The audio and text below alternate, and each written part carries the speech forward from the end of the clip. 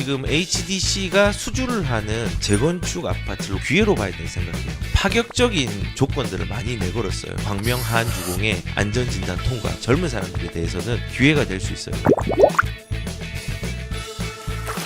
위기가 기회가 되는 경우도 있어요. HDC, 현산이죠. 현대산업. 여기에서 되게 아쉬운 사건들이 좀 있었잖아요. 어려운 사건들, 인명피해도 있었고 부실공사에 대한 부분들이 있었는데, 저는 지금 현산이 굉장히 열심히 수주를 하고 있다고 생각해요. 다시 생존하기 위해서. 그래서 저는 지금 HDC가 수주를 하는 재건축 아파트를 오히려 거꾸로 위기를 기회로 봐야 된다고 생각해요. 왜냐하면 이제는 이런 사고가 나기 어려워요. 혹시 교도소 주변에 범죄가 많이 안 일어나는 거 혹시 아십니까? 그리고 이렇게 이제 현산에서 두 번의 큰 실수들이 있었는데, 이거를 회복하기 위해서 지금보다 훨씬 더 큰 기준과 잣대를 위해서 노력을 할 것 같아요.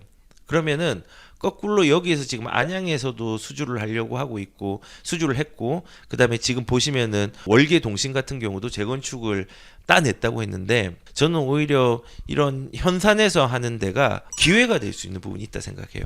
어떤 그 수익이나 돈이 들어가는 규모 면에서. 왜냐하면 지금 여기 월계 동신 같은 경우는 굉장히 좋은 아파트예요.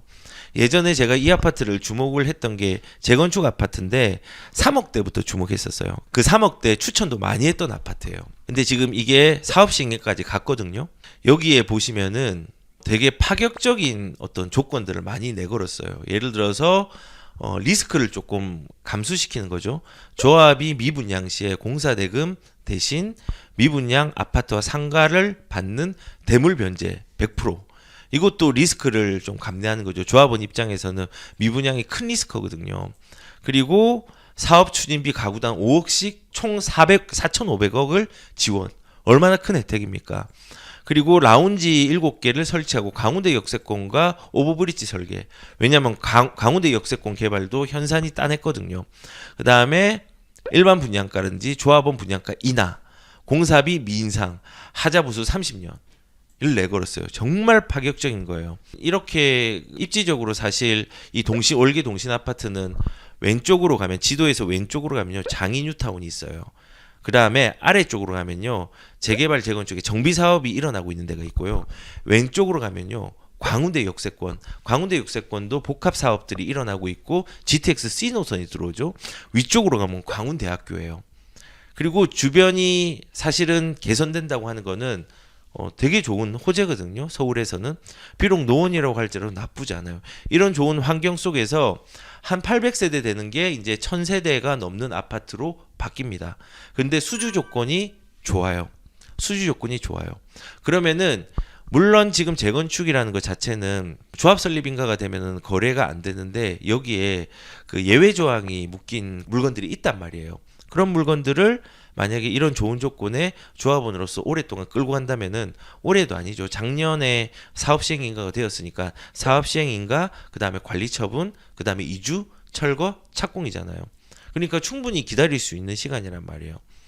그리고 가격도 이제 10억대고, 이걸 사라는 말은 아니에요. 지금 상황에 맞게 해야 되는 건데, 그렇기 때문에 우선은 가장 중요한 거는, 이게 이제 그 현산이라는 게 어떻게 보면 이미지가 안 좋아져서 큰 실수가 있어가지고 문제가 되었지만은, 이 위기가 오히려 좋은 파격적인 조건을 냈고, 이거를 기회로 또 바라보는 시선도 저는 필요하다는 생각해요. 그래서 제가 입지만 보지 말고 내 환경과 이런 그 상황들을 조금 거꾸로 해석하는 것도 좀 필요하다는 생각이 들어요.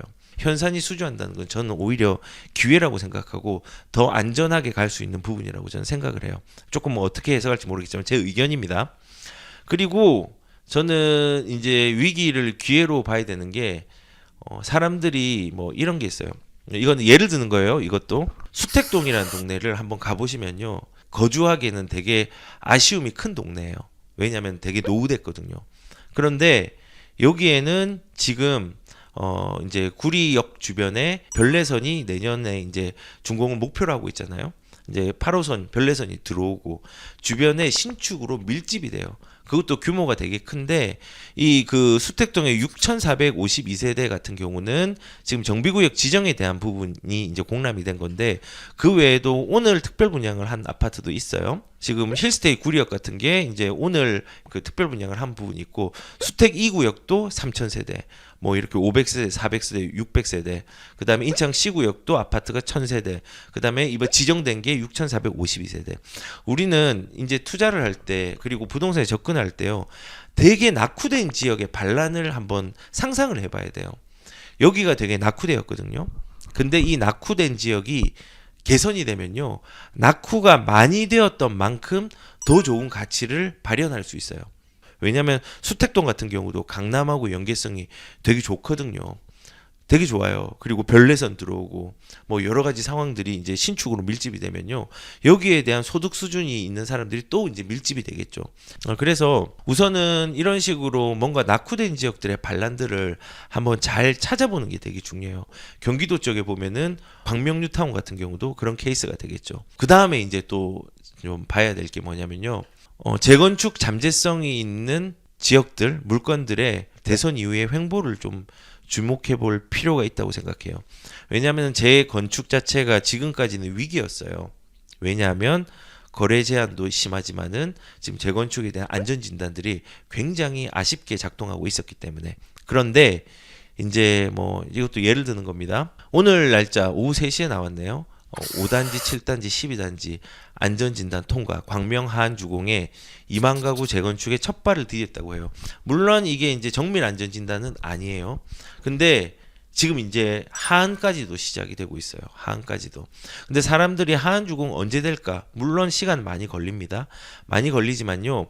요렇게 잠재성을 가지고 있는 아파트들이 이제 안전진단을 1차를 통과하고 이제 2차 이렇게 3차, 2차까지 가고 정비구역이 지정이 되겠죠. 지정이 되면은 앞으로 얘들의 반란들도 나중에는 장기적으로 생애 주기가 젊은 사람들에 대해서는 기회가 될 수 있어요. 뭐 여기서는 12단지가 제일 좋긴 한데 우리가 쉽게 정보를 습득할 수 있고 구득할 수 있는 부분이 뭐냐면은 보통 지자체에 가면요 이런 것들이 다 나와 있어요.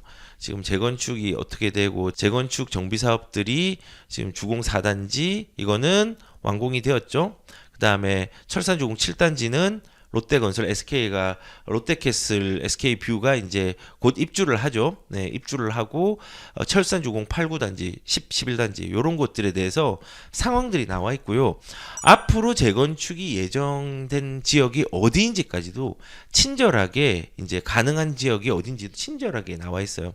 그러면 이런 지역 중에서 지금 방금 보시면은 5단지, 7단지, 12단지를 했잖아요. 5단지, 7단지, 12단지가 나왔잖아요. 안전진단이.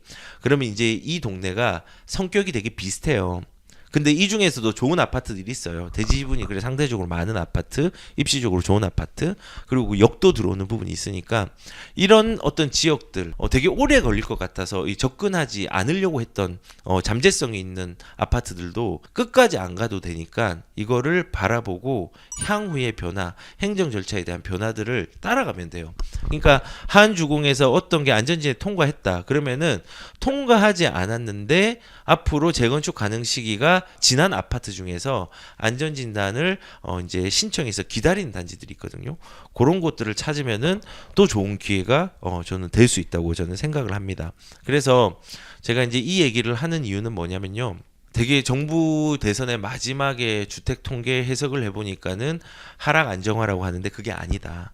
하락 안정화가 아니라 아직까지 불가피하고 불행하게도 너무 상승에 대한 가격 불안정이 있다라는 거고요. 이런 혼란한 지표와 시그널이 있음에도 불구하고 위기와 기회를 잘 구분해서 부동산에 접근하라 말씀을 드렸어요. 그 위기와 기회는요 입지만 보면 안 되고 그 입지에 맞는 개인의 형편과 상황과 그 다음에 물건들의 변화들을 잘 살펴보면서 부동산에 접근하라는 말씀을 드렸습니다.